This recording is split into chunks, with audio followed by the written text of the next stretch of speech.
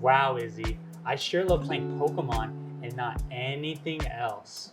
I love Pokemon, Frank. Now it's my turn.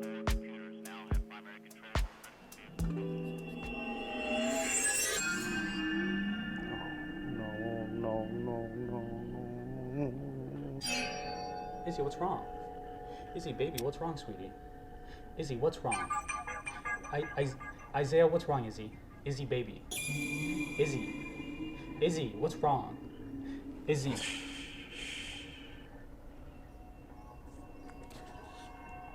Agumon. Whoa! It's the Digimon episode, bitches!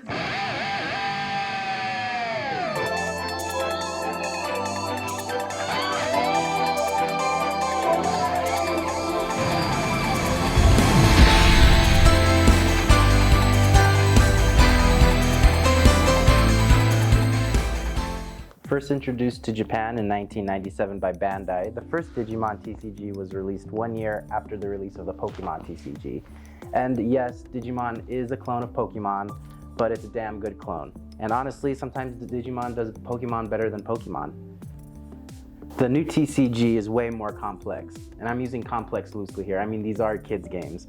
The energy systems are completely overhauled and effects are a lot more prevalent in this game. Personally, I love the Digimon anime. Although Digimon hasn't always been the highest quality, especially when compared to the Pokemon Company, that is until recently, Digimon has upped its game with the last few years with the release of a few favorable video games like Digimon Survive and the release of the Digimon TCG.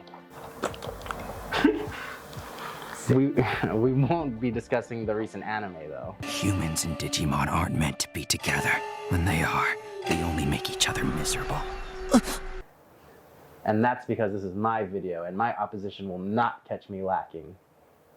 So, moving on to anime tie-ins. The third season, Digimon Tamers, it actually utilizes aspects of the card game as an integral part of the season. And versions of the card game are also included in some Digimon video games like Digimon World 3. Also, season 3 of the anime, pretty good, not gonna lie. Like probably the best Digimon has to offer. I would say it's worth a watch if you're a 12-year-old boy or 30-year-old man-child. Boom! Roasted. Take that, Digimon dorks. Oh, fuck. Wait, let me do that one. Now, during the fourth season of the anime, which was Digimon Frontier, Bandai had introduced something really special. And when I say special, I mean really special. They introduced the Detector card game. D-스캐너! 타코들을 입력할 때마다 점점 더 강해진다! 우와, 싸운다! 아그니몬 변신! D-스캐너! Which was a tie-in to their own Detector virtual pet toy, which was Pokemon Go on a dedicated device, basically. But it didn't really work, and we'll get into that. So in basic terms, the Detector worked as a step counter. You'd randomly make it to a destination where you'd fight a boss, and your Digimon would also have random encounters based on its level.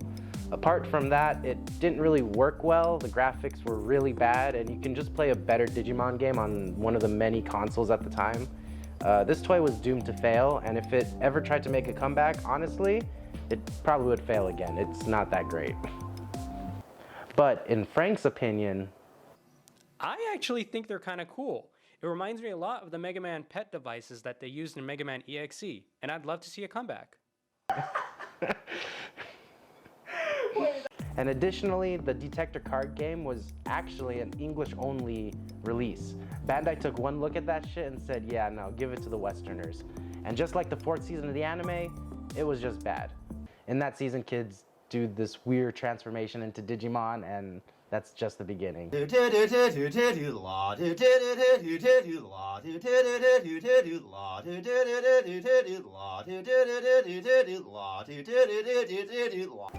Now, as for the card game proper, from February 25th, 2011 to September 28th, 2012, Digimon Gene Tricks was an online card game supported by physical card releases.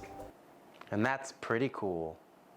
Then it was followed by the mobile card game Digimon Crusader, which lasted from December 2012 to December 2017 before servers were unfortunately permanently shut down. Finally, in 2020, a new card game was launched. To coincide with Digimon Adventure using a new system, this long-awaited addition to the Digimon mythos was released in the West in January 2021. And this is the game we're going to be playing today. Oh my god, I didn't see it. Right there, Izzy. Right fucking there, on that mountain. Nah, I'm not feeling that. Let's just go to like a park bench or some shit. Yeah.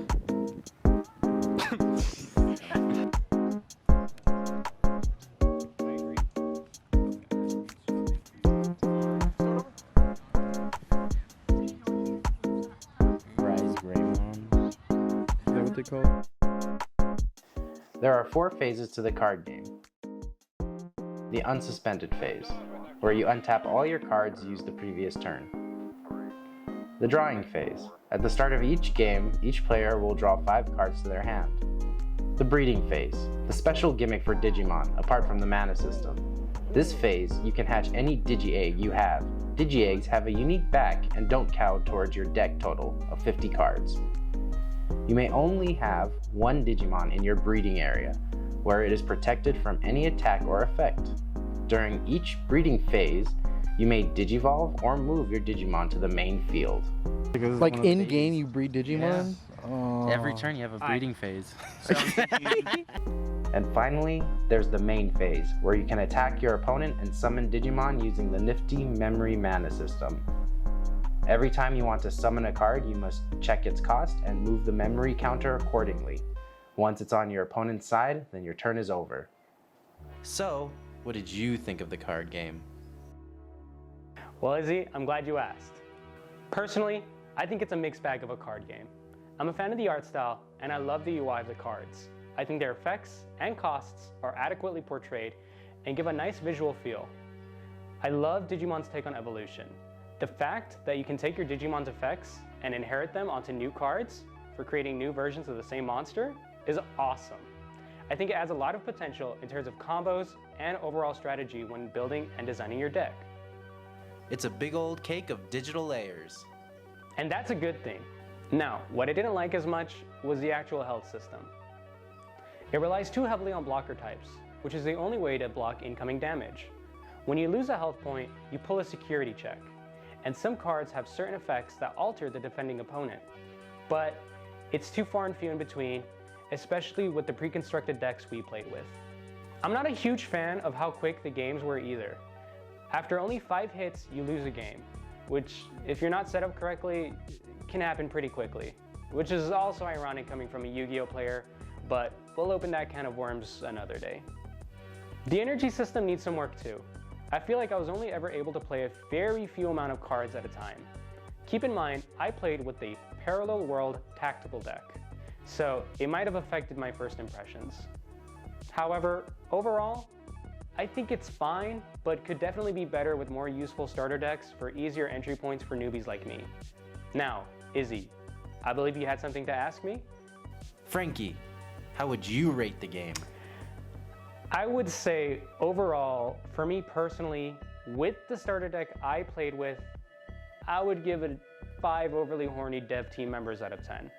Not to say that it's a bad game, but I do think with my entry point, the decks were kind of mid and impeded my enjoyment and tactical thinking.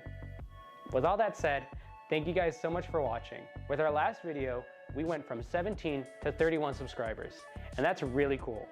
We really appreciate and hope to see more people enjoy our videos. Now, let's see where this snail train takes us. Bye!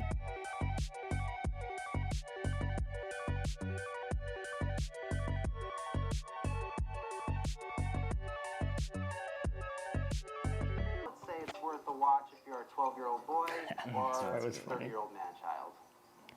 Wow, 41. I didn't even What a know. pathetic man.